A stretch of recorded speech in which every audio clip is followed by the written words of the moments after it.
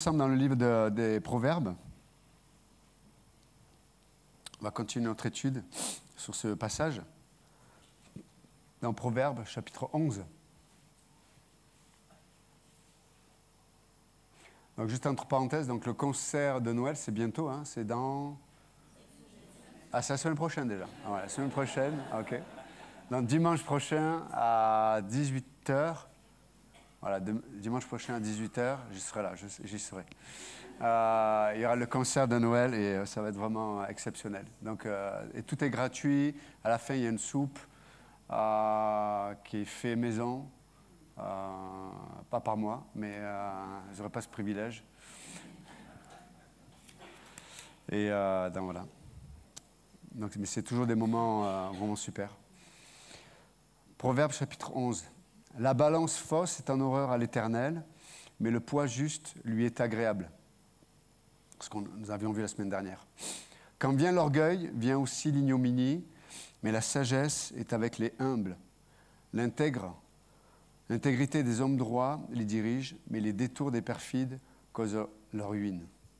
Au jour de la colère, la richesse ne sert à rien, mais la justice délivre de la mort. La justice de l'homme intègre aplanit ses voies, mais le méchant tombe par sa méchanceté. La justice des hommes droits les délivre, mais les méchants sont pris par leur malice. Ok, on va arrêter là. Donc, il y a plein de choses qu'on va essayer de voir ce matin, plusieurs principes. Comme je vous le disais, le livre des Proverbes, c'est un livre qui nous parle de principes de vie pratiques, mais qui ont quand même leur origine dans la réalité spirituelle. Ça, c'est important de toujours l'avoir en tête. Là, de prime abord, quand on lit ce passage, on pourrait juste essayer de le comprendre d'un point de vue juste dans la sphère morale, en fait. OK. Et donc, la causalité. Donc, tu fais ceci, tu vas récolter cela. Tu ne fais pas ceci, il va te manquer cela. Donc, on pourrait le regarder juste dans cet aspect de causalité, de la moralité. Mais il y a des réalités qui sont proposées qui vont au-delà de la causalité ou de la moralité. Et parce qu'in fine, si on est juste dans si on est juste sur le terrain de la moralité ou de la causalité, bon, il n'y a pas besoin de Dieu en fait. Hein. Le monde entier fonctionne comme ça. Tu sèmes, tu récoltes, tu investis dans la vie de quelqu'un, de l'amour, de l'intérêt, de l'empathie. Normalement, tu devrais récolter certaines choses. Mais vous avez vu que même dans le monde dans lequel on se trouve, ce n'est pas forcément vrai. Il n'y a pas forcément des résultantes de causalité qui sont automatiques. Combien d'entre nous, peut-être, on a investi de la gentillesse, de la patience, du pardon, et on aurait pu imaginer récolter de la reconnaissance, de la confiance. Et des fois, on a tout le contraire, on récolte tout le contraire. Et c'est des gens qui vont profiter, peut-être, des gens qui vont vous trahir à nouveau, des gens qui vont mentir. Donc, le cœur de l'homme est complexe, en fait. C'est pour ça que l'Écriture ne veut pas nous laisser juste dans la sphère de la moralité ou de la causalité, parce que c'est plus complexe que ça. L'homme est plus complexe. Vous avez vu, même vous avez du mal à vous connaître. C'est vrai ou pas? Hein? Des fois, on se retrouve dans un certain contexte et on se dit, mais waouh, j'aurais jamais pu imaginer que j'aurais dire ça, j'aurais jamais pu imaginer penser ça, j'aurais jamais pu imaginer agir comme ça, c'est pas possible. Des fois, le contexte fait qu'on va voir des choses en nous qu'on n'aurait jamais pu imaginer. Ou des fois, les personnes que l'on pense connaître vont agir d'une certaine façon, on se dit, mais pourtant, je pensais connaître la personne. C'est bizarre qu'elle agisse ou qu'elle pense, qu'elle parle comme ça. C'est incroyable. Sans compter le fait que nous sommes en plus changeants. Vous avez remarqué ça? On change des fois d'idées, on change physiquement.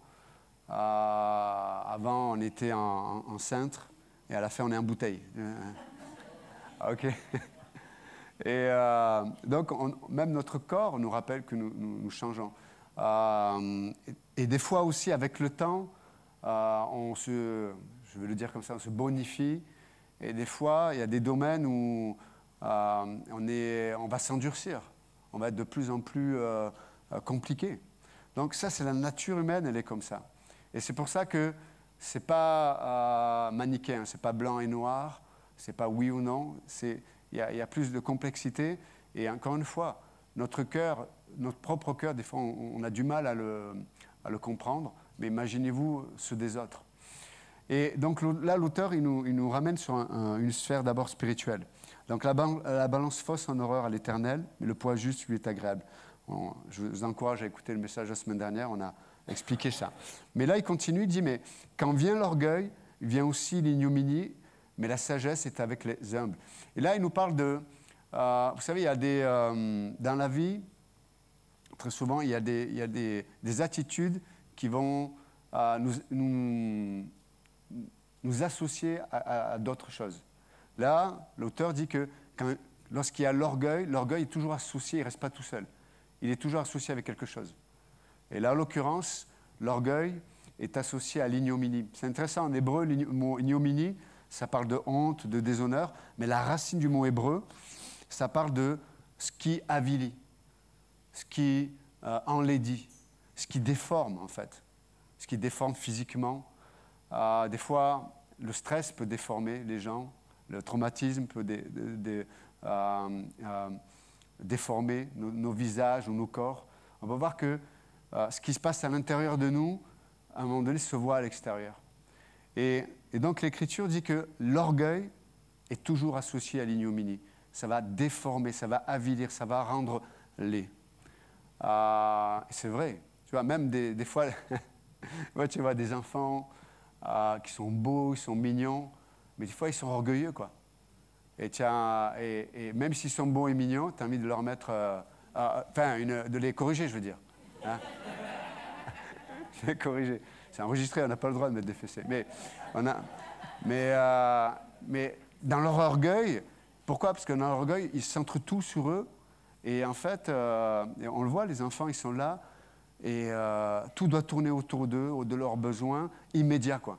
Tu sais, il a quelque chose qui se passe dans son corps, il a une envie, et des fois, on est là, on fait la vaisselle, on court partout avec ma femme, puis le petit dit « Hey, je veux ça !» Et tu te tais. Hein? Je m'en fous de ce que tu veux. Aide-nous d'abord. Tu es là, tu transpires partout, et puis pour lui, c'est quelque chose d'important. Mais des fois, on est comme ça. L'orgueil nous rend pas beaux, quoi. Pas vous, mais je parle de moi. Mais est-ce que vous avez déjà observé ça? Parlez à votre voisin. Demandez à votre voisin s'il a vu ça. Ah, ok. Ah, ok.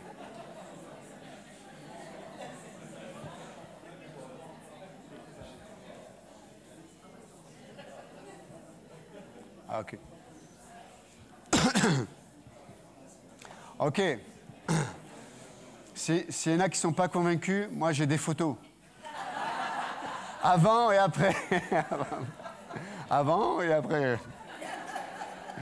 Et l'orgueil, ça avilit une personne dans sa façon de voir, dans sa façon de parler. Il y a des gens qui sont tellement centrés sur eux-mêmes, qui vont être tout le temps négatifs, ils vont toujours dire ce qui ne va pas. Ils n'ont même pas l'idée d'imaginer qu'il y a d'autres personnes qui existent et qui peut-être ont des besoins. Et en fait, des fois, dans l'orgueil, il n'y a pas de place pour l'échange, en fait. Ça avilit, en fait. Ce n'est pas la pensée de Dieu. Ce n'est pas la pensée de Dieu. Et par contre, il y a une autre vertu qui, elle, est associée à autre chose. Et là, il le dit. Mais la sagesse est avec les humbles. Et vous vous souvenez, le mot sagesse, en hébreu, ça parle de l'habileté. Si on le traduirait pour nous aujourd'hui, des spécialistes. On a besoin, quand il y a l'humilité, on devient habile, on devient spécialiste dans le moment, la situation que nous vivons. Vous savez, il y a des saisons dans nos vies, il y a des situations où on ne peut pas être à peu près, quoi. Si tu es à peu près, vous connaissez Michel à peu près, ceux qui connaissent le sketch. Et je confirme. On a eu à la maison des petits dégâts. Ma femme prenait la douche et mon fils, et il prenait de l'électricité, du jus. Donc j'ai appelé Vincent. Il ne faut pas l'appeler Vincent, laissez-le tranquille, mais il est électricien. Et donc je l'ai appelé, j'ai dit voilà, ma femme et mon fils, ils sont branchés dans la douche. C'est... qui c'est qui était branché dans le bain? C'était Claude François, ouais. Bon, bref, c'est notre histoire. Mais en tout cas... Et il me dit, il y a sûrement une fuite, mais pas d'eau, une fuite électrique. Donc on a cherché, il m'a aidé, et on a trouvé que c'était le four qui avait un problème. Donc je débranche le four, encastré. Neuf, papa, qui coûte de l'argent. Je vous fais pleurer un peu ce matin, je parle de moi, c'est une thérapie pour moi ce matin. Et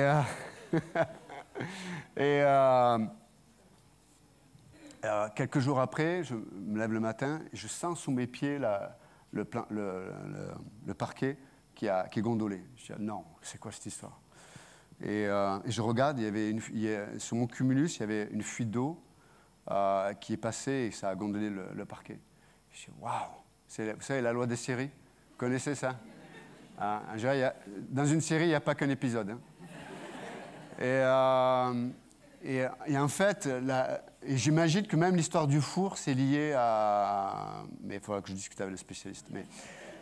Donc laissez-le tranquille, c'est moi qui... je règle mes problèmes. Et en fait, la fuite d'eau, c'était lié à une intervention de ma part.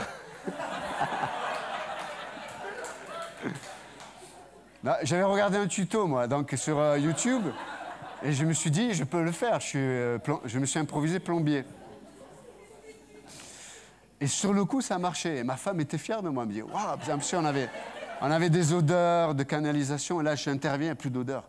Elle me dit, j'étais le héros de la famille, quoi. Et ce matin, mon fils, papa, t'es passé de héros à 0, là. Et je vais le priver d'une semaine de repas, ça va le calmer.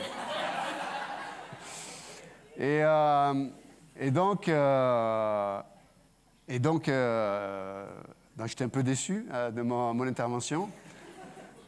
Mais hier, j'étais motivé. Il m'a fallu 2 jours de dépression. Et après 2 jours, j'allais mieux, quoi. Et donc, j'ai eu espoir encore que je regardais d'autres tutos. Ma femme, t'as regardé les tutos? J'ai regardé les tutos. Mais vous savez, dans les tutos, le problème, c'est que leur installation, elle est bien, quoi. Que moi, dès le départ, c'était du bricolage. Je sais pas, le gars qui a fait les travaux chez moi, c'était un des ouvriers vous connaissez La Maison du Bonheur? Le film de Danny Boone? C'est le gars qui louche comme ça, il lui dit « Mais t'as des yeux salaces », vous connaissez celui-là? Moi, j'ai eu l'équipe, hein. J'ai eu Starkey Hutch du bricolage. Bon, la maison, c'est que ça, quoi. Même les prises. Avant-hier, je débranche un truc dans la chambre, toute la prise s'arrachait. Et j'ai dit à ma femme, bouge pas, bouge pas, j'interviens. Et là, j'avais des prises, bon, c'était un massacre, vraiment. Bon, elle pend toujours la prise, en tout cas. J'ai monté une entreprise, une camionnette, l'entreprise de la Maison du Bonheur. Si vous voulez, je prends pas cher. Mais voilà. Donc normalement, l'humilité amène la sagesse. Normalement. Mais donc l'habileté, être spécialiste. Et donc vous avez vu dans mon cas, s'il y a des spécialistes dans l'église ou sur Internet, je vous laisse mon numéro de téléphone à la fin.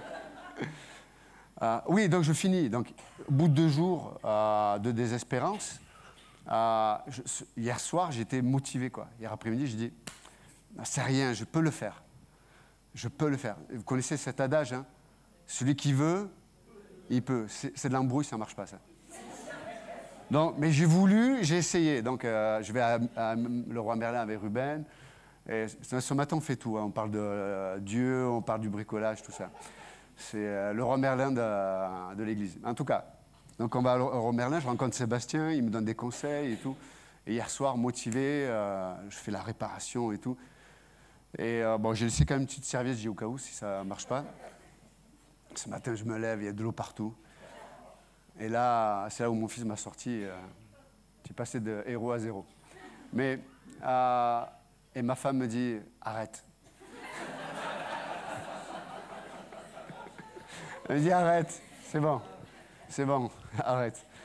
Il faut appeler un spécialiste. J'ai dit, d'accord, je suis d'accord, ok. Mais des fois, dans notre vie, il y a des situations qui ne sont pas idéales. Vous savez, vous savez, quand on passe des moments difficiles, il y a plein de gens qui ils sont sincères, ils veulent nous aider, ils nous donnent des conseils. Mais c'est comme moi, c'est qu'ils donnent des conseils, mais quand l'installation est bien faite au départ. Mais il y a plein de situations, là, l'installation n'est pas bien faite. Des fois, on a construit des relations, elles n'ont pas les bonnes fondations. On a fait du bricolage, on s'est arrangé, on a fait des compromis, mais ce n'est pas les bons compromis. Et du coup, avec le temps, les choses se dégradent. Comme ma tuyauterie, là. Avec le temps, le calcaire, etc., le tuyau a explosé, parce que le gars qui a fait le travail, c'est du bricolage qu'il a fait. Et ça ne tient pas dans le temps. Des fois, il y a des relations, des fois dans des couples, des fois dans des engagements. Où, dès le départ, on a fait du bricolage, et avec le temps, ça se dégrade. Il y a des choses qui s'accumulent. Et des fois, au départ, on ne se rend pas compte. Mais avec le temps, des attitudes, des réflexions, un manque d'intérêt de l'un ou de l'autre.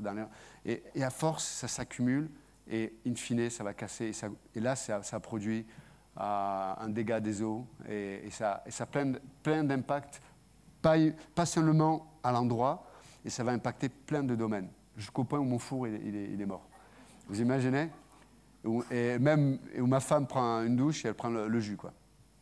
Vous voyez à quel point une chose qui n'est pas faite de la bonne façon va impacter tout le reste dans nos vies.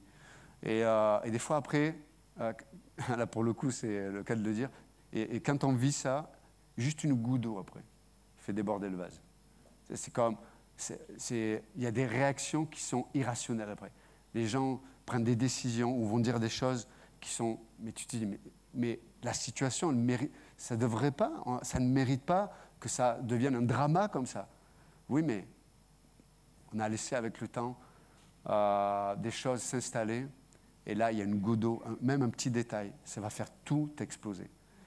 Et la Bible dit que c'est ce que malheureusement peut produire l'orgueil. Et je vous l'avoue, il y a plein de domaines, pas que dans le bricolage, il y a plein de domaines, je ne me rends pas compte, mais je suis orgueilleux.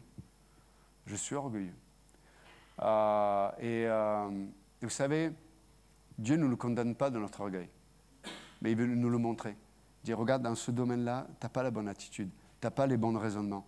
Ton cœur, il est dur, tu es entêté, quoi. C'est une chose d'avoir des convictions, c'est une autre chose d'être entêté. Et des fois, on ne veut pas fléchir le genou. Pourquoi? Parce qu'il y a notre fondation, c'est l'orgueil, quoi. Mais l'humilité amène la sagesse. On devient habile, il y a des spécialistes. Et vous savez, des fois, on le devient nous-mêmes, mais des fois, dans l'humilité, on va savoir demander aux bonnes personnes. Parce que des fois, on a besoin d'aide. Vous êtes d'accord avec moi? Des fois, on a besoin d'aide. Et ce n'est pas un échec où on ne doit pas le prendre en se remettant en question dans le mauvais sens du terme, de se dire « mais je ne vaux rien, je ne suis pas à la hauteur ». Ça, c'est un standard qui n'existe pas dans la Bible. Demander de l'aide, ce n'est pas un signe d'échec, c'est un signe tout simplement que en moi, il n'y a pas toutes les solutions. En l'autre, il n'y a pas toutes les solutions. Des fois, on a besoin de gens qui viennent nous aider. Et ça arrive. Et c'est ce que Dieu veut. C'est son cœur. Donc, il ne veut pas que notre vie soit un dégât des eaux. Et donc l'auteur continue, il dit, mais l'intégrité des hommes droits les dirige, mais les détours des perfides causent leur ruine. C'est intéressant, le mot ruine en hébreu, là, c'est pareil.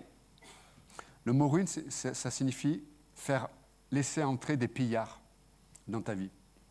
Vous savez, des fois, il y a peut-être on s'est engagé dans certaines choses qui, à nos yeux, paraissent bonnes, mais sans qu'on s'en rende compte, ça amène la ruine dans nos vies. C'est-à-dire, on ouvre des portes, et là, en hébreu, le mot ruine, tu fais rentrer des pillards. Des gens, vous savez, les pillards, ce n'est pas simplement des gens qui viennent te voler. C'est des gens qui volent ce que tu as, mais en plus qui détruisent, qui cassent tout ce que tu avais fondé, tout ce que tu avais construit, tout ce que tu avais préparé, tout ce que tu avais aimé, tout ce que tu avais choyé. C'est ce que font les pillards. Vous savez, ça peut arriver même dans l'éducation des fois. C'est pour ça que je demande à Dieu, pour ma part, on demande à Dieu la sagesse, on demande des fois des conseils, parce que en tant que parent, je ne sais pas tout le temps, même si on est les mieux placés pour nos enfants, mais je ne sais pas tout le temps ce qui est le meilleur pour mon enfant. Parce que des fois, on n'est pas objectif. Vous savez, on est dans un monde qui nous demande beaucoup. Dans nos activités, on bosse énormément, il y a du stress. Des fois, tu es à la maison, tu as envie un peu de tranquille. Et quand tu as des enfants, mot tranquille, ça n'existe pas. Tu te dis, c'est quoi ce mot? Et des fois, tu as envie d'acheter la tranquillité par des compromis ou tu relâches un peu la bride. Parce qu'avec des enfants, il faut le savoir, si vous n'avez pas d'enfants, sachez que les enfants, c'est un bras de fer tous les jours constant, hein, toute la journée. Donc, si tu ne veux pas faire de sport, n'aie pas d'enfants. Mais quand tu as des enfants, eux, ils ont une énergie, ils ne lâchent pas. Ils vont passer par des façons différentes, mais ils voudront essayer d'avoir ce qu'ils veulent. Et des fois, nous, on est fatigués en tant que parents. Pour ceux qui ont des enfants, vous êtes d'accord avec moi? Des fois, on est fatigués. Et c'est vrai que la facilité, c'est de leur dire, bon, prends un écran et passe 2-3 heures à regarder ton truc. Je ne suis pas contre les écrans. Quand c'est bien, je pense, c'est juste mon avis, mais en tout cas, il faut accompagner les enfants, parce qu'on est dans un monde, on ne peut pas les mettre dans un cloître où il n'y a pas d'écran. On est dans un monde comme ça. Le monde a changé. Moi, à mon époque, ce n'était pas du tout comme ça, mais aujourd'hui, le monde a changé. Donc, il faut accompagner nos enfants pour qu'ils puissent, du coup, voir les écrans, les téléphones, etc., comme des outils qu'ils vont utiliser de la bonne façon. D'accord? Donc, nous, on essaie de trouver le bon équilibre, ce qui n'est pas évident. En tout cas, on va accompagner notre enfant pour qu'il puisse garder ce lien à la technologie, mais de la bonne façon. Okay? Mais des fois, on est fatigué, etc. Et on va faire des compromis qui vont devenir des habitudes. Et je pense que ce n'est pas bon parce que, comme le texte le dit, dans le temps, parce que les choses, on ne les voit pas de suite. Les choses positives qu'on investit, on ne voit pas le résultat des fois de suite. Ça prend du temps avant de récolter positivement, mais négativement aussi. Et des fois, on ne réalise pas qu'on ouvre une porte pour nos enfants qui va malheureusement faire entrer des pillards. Ça va amener la ruine dans le temps. Ça va leur enlever la capacité à la concentration. Ça va leur enlever parce que y a des moments où ils n'ont pas besoin d'écran. Ils ont besoin de nous. Ils ont besoin qu'on lise des histoires. Ils ont besoin qu'on... Et c'est vrai que c'est pas facile des fois, quand tu travailles dur, etc. Mais je vous assure, demandons à Dieu qu'il nous donne la force, la capacité de faire ce petit pas des fois qui vont les épargner, d'être exposés à quelque chose qui peut-être, selon l'âge, parce que selon l'âge c'est différent, mais selon l'âge, ils ne vont pas pouvoir gérer, ni émotionnellement, ni au niveau des images, parce qu'il n'y a pas simplement, vous savez, dans les écrans, les jeux, tout ça, ce n'est pas simplement les images qui pourraient être malsaines ou violentes, ou ceci ou cela. Ce n'est pas que les images, mais c'est aussi l'information. Vous savez, les images, c'est des pulses que le cerveau reçoit, et selon la structure de l'enfant, l'âge, il n'est pas en capacité de ça. Et ça va avoir des dommages. Bon, bref, je ferme la parenthèse. Mais juste de dire que on a besoin de sagesse, on a besoin que la parole de Dieu nous éclaire, et que notre cœur ne s'endurcisse pas lorsque le Saint-Esprit vient utiliser la parole de Dieu, de dire « Non, ça, pas comme ça ». Vous savez, des fois, il vaut mieux prendre une décision qui fait mal à l'instant, parce que tu vas souffrir peu de temps. Et des fois, on a tellement peur de souffrir dans l'instant qu'on remet à demain la décision qu'on devrait prendre aujourd'hui. Mais je vous le dis, hein, la souffrance que vous allez vivre demain, elle ne va pas durer un instant. Malheureusement, il y a des décisions qu'on prend qui vont nous accompagner longtemps. Et Dieu veut éviter ça. Il ne veut pas voir ça dans nos vies. Vous comprenez je ne sais pas si je suis clair ce matin. Donc là, il nous parle de l'orgueil, l'humilité, la sagesse, l'ignominie. il nous parle de ce qui va nous amener à être conduits par Dieu, et il nous parle de la ruine. Et tous ces éléments qui sont associés, et Dieu nous dit, mais l'humilité, ce n'est pas une capacité qui est liée à quelque part seulement ma volonté. L'humilité, c'est une décision de cœur où, quelque part, je reconnais Dieu pour qui il est. C'est-à-dire qu'il y a des choses qui me dépassent, il y a des choses que je ne comprends pas, il y a des choses qui sont bonnes, que je ne veux pas, mais parce que Dieu le dit, je le rejoins. Donc l'humilité, c'est rejoindre Dieu. C'est rejoindre Dieu. Souvent, Jésus disait, mais suivez-moi, venez à moi, vous tous qui êtes fatigués, chargés. C'est rejoindre Dieu dans ce qu'il pense, dans ce qu'il fait. C'est ça l'humilité. Et c'est pour ça que dans le mot orgueil en hébreu, il y a l'idée de l'entêtement. Non, ce que je pense, c'est mieux, etc. Et on voit malheureusement dans le temps que ça produit des mauvais fruits. Donc ce matin, je finis avec ça, juste de nous encourager. La clé, ce n'est pas de tout comprendre. La clé, ce n'est pas d'être spécialiste de tout. La clé, c'est l'humilité. De rejoindre Dieu. De se laisser toucher par Dieu. D'arrêter, c'est oui mais je n'ai pas envie.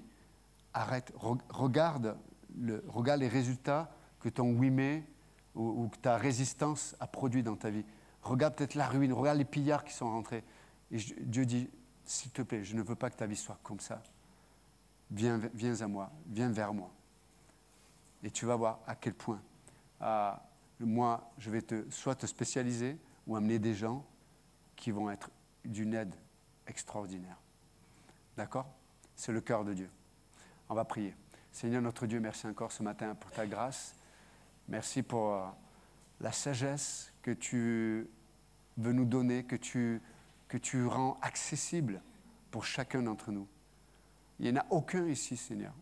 Il n'y en a aucun d'entre nous qui méritons quoi que ce soit.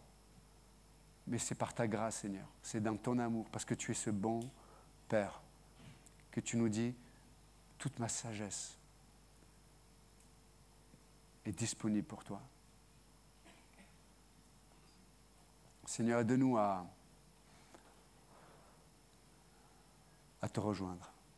Je parle d'humilité, mais juste à te rejoindre. Et ce matin, Jésus t'appelle. Il dit, viens à moi, venez à moi, vous tous qui êtes fatigués et chargés. Je vous donnerai du repos. Ce matin, beaucoup d'entre nous, on a besoin d'expérimenter le repos de Dieu. Certains d'entre nous, on est dans une mesure où une goutte peut faire déborder le vase, peut amener la dépression, peut amener l'angoisse, le désespoir. Ce matin, Dieu dit, viens à moi. Venez vers le Christ, venez vers Jésus. Non, merci Seigneur. Merci Jésus d'être là. Merci Jésus de nous porter. Merci Jésus de nous aimer. Même quand on boude, même lorsqu'on te fuit, tu continues sans cesse de nous poursuivre, comme dit dans le psaume 23. Tu nous poursuis dans ton amour. Donc, bénis le reste de cette journée. Dans le nom de Jésus, nous prions. Amen. Que Dieu vous bénisse. Merci. Merci.